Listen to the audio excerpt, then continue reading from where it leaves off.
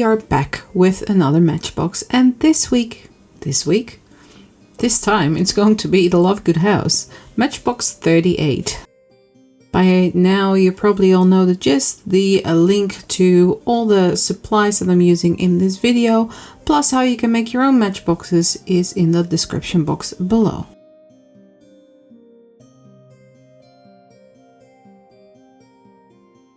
The Lovegood House, where Harry Potter, Ron Weasley and Hermione Granger learn the story of the Deathly Hallows, is where Luna Lovegood's father, Xenophilius, publishes The Quibbler. Ivana Lynch, who plays Luna Lovegood, describes the house as the perfect sort of place where all those crazy stories would be printed. Stuart Craig explains that J.K. Rowling depicts it as a black tower looking like a giant rook, the castle piece in a chess game. So there was no room for variance, but he always tries to make a good sculptural shape.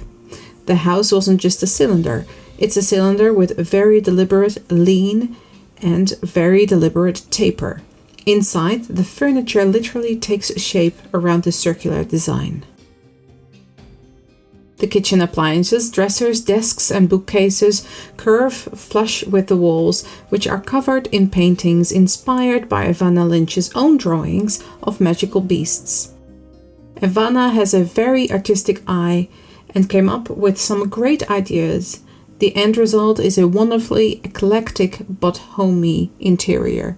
Now obviously I did not make the interior for this particular sculpt. You can see me make the sky, and I'm going to make the exterior of the house because in the movie we get very, very minimal inside time inside the Lovegood house, unfortunately.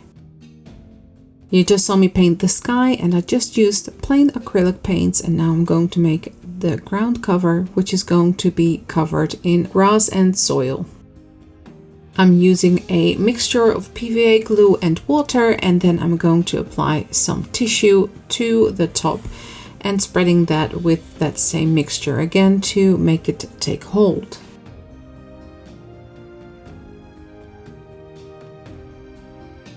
From another piece of tin foil, I'm going to make the tower, and I'm going to use a little bit of a different technique for this that I haven't used in any of the other matchboxes. I don't think I have.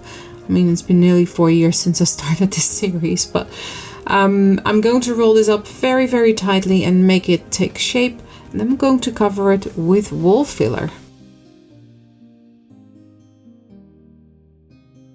At first I thought it would be handy to put it on a skewer, but it kept still moving around. So I skipped that idea, and I get some double-sided tape and put it on a popsicle stick and just stick the shape onto the stick so I can cover it with the wall spackle.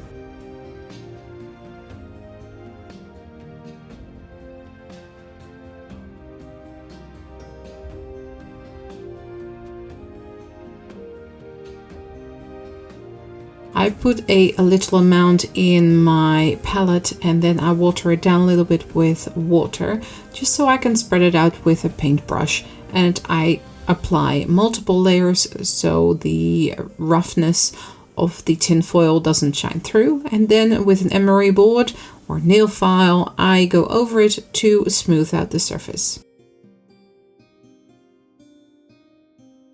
Now I had to cut out a part of this tissue that was on top of the tin foil here, because after I finished the house shape I wanted to glue it down with hot glue and it would not stick to this tissue stuff. So I cut out a little piece and then glued the house down on top of the hill.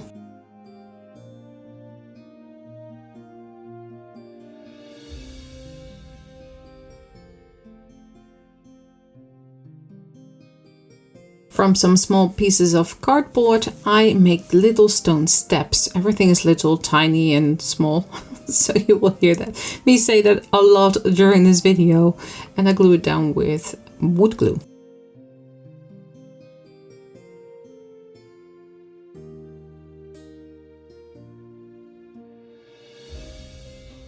Also made this small door with an awning above it, and this is made out of cardstock.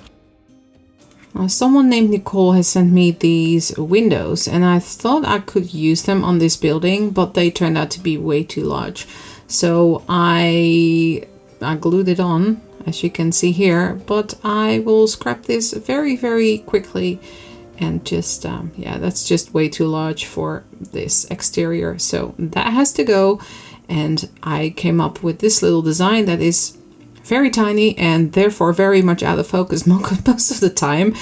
I had trouble filming this one because so many things are so tiny and my camera just doesn't keep up with the tininess. Anyway, I folded this little window thingamabob, and this is what it is. And then with these little rivets, I wanted just one to make the top of the chimney up there. I put two pieces of toothpicks up there, and then the top is just one of those little rhinestones.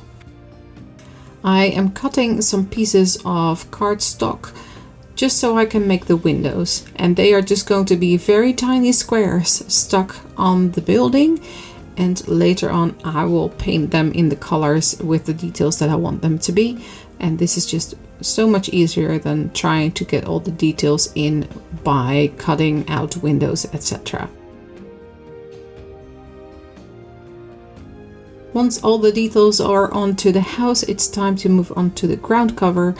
This soil is just the dried black tea that I use very often in my builds. And on the sides there are also some tiny rocks or little pebbles that I used against the house.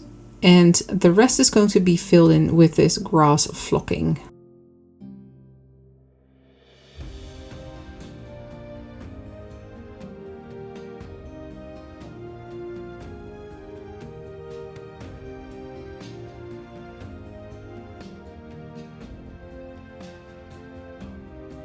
Once this ground cover is all on, I wanted to make a railing next to the stairs.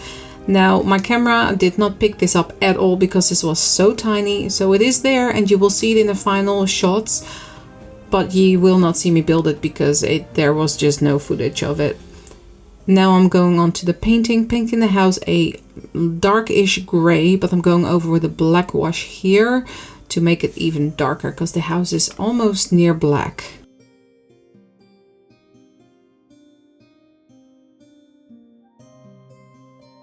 Of course, I have to paint the windows. I went in with a white first to make that yellow stand out, and then I'm going over with that yellow to make it look like there's people home. And then with a Posca pen, I'm going to fill in all the window details.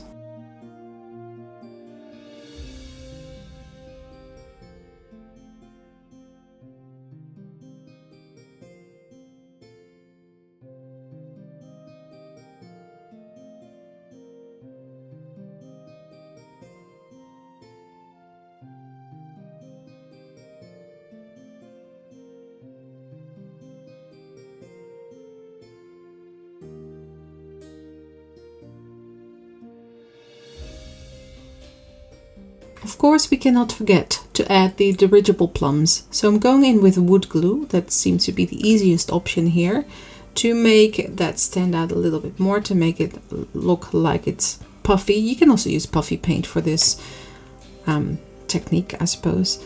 And then I paint those vines green, and then I'm going in with the end of a toothpick to make those orange dirigible plums.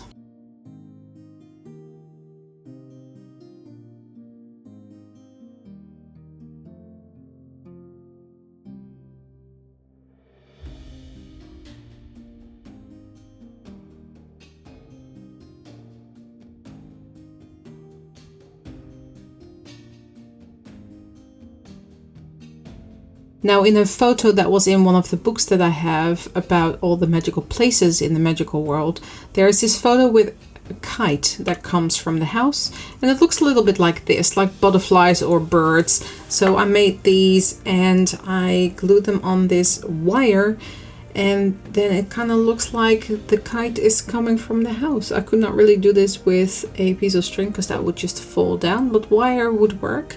and I attached them with super glue, very much out of focus because the camera did not want to focus on that little wire, obviously. But there we have it. You will see it in the final result. Let's have a look, shall we? And this is it for Matchbox 38. I do enjoy creating outdoor scenes in a Matchbox. They are mostly my favorites in the series. If you made it this far into the video, make sure to let me know by leaving an orange emoji in the comment section down below. If you'd like to support me, you can do so on my Ko-fi page. That and all my social media can be found in the description box as well. And if you're new here, welcome. Don't forget to hit that subscribe and bell notification button so you don't miss out on any future videos. And of course, become part of the Raven family. Thanks so much for watching. Stay safe, and I will see you all in the next one. Bye.